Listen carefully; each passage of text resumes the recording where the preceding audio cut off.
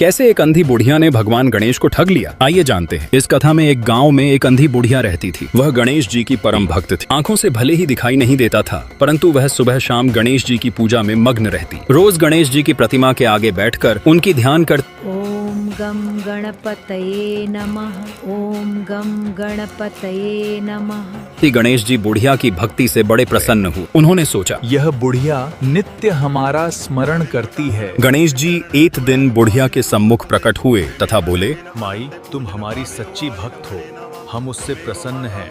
तुम जो वरदान चाहो हमसे मांग सकती हो।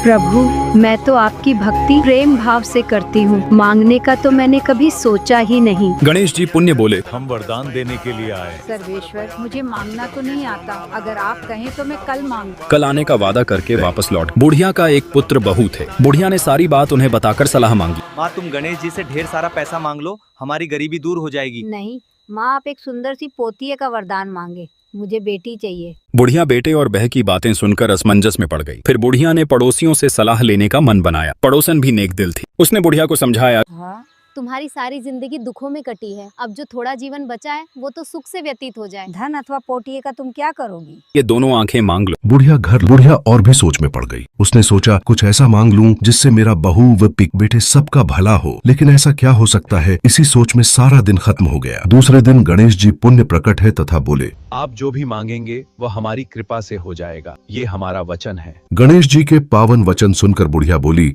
हे गणराज, यदि आप मुझसे प्रसन्न हैं तो कृपया मुझे मन इच्छित वरदान। मैं अपने पोती को सोने के ग्लास में दूध पीते देखना चाहती हूँ। बुढ़िया की बातें सुनकर गणेश जी बोले, तुमने तो मुझे ठग ही लिया है। मैंने तुम्हें एक वरदान मांगने के लिए बोला था, परंतु तुमने तो एक वरदान में ही सब कुछ मांग लिया। तुमने अपने लिए लंबी उम्र तथा दोनों आंखें मांग ली है। बेटे के लिए धन व बहू के लिए पोटी भी मांग लिया। पोता होगा, ढेर सारा पैसा होगा, तभी तो वह सोने के ग्लास में दूध पिएगा। पोटिए को देखने के लिए तुम जिंदा रहोगी, तभी तो देख पाओगी। अब देखने के लिए दो आंखें भी देनी ही पड़ेगी। फिर भी वह बोले, जो तुमने मांगा वे सब सत्य होगा। यूं कहकर गणेश जी अनर्थ ध्यान हो गए। कुछ समय पाकर गणेश जी की कृपा से बुढ़िया के घर पोती हुआ, बेटे का कारोबार चल निकला तथा बुढ़िया की आंखों की रोशनी वापस लौट आई। कमेंट बोले, गणपति बापा मोरया।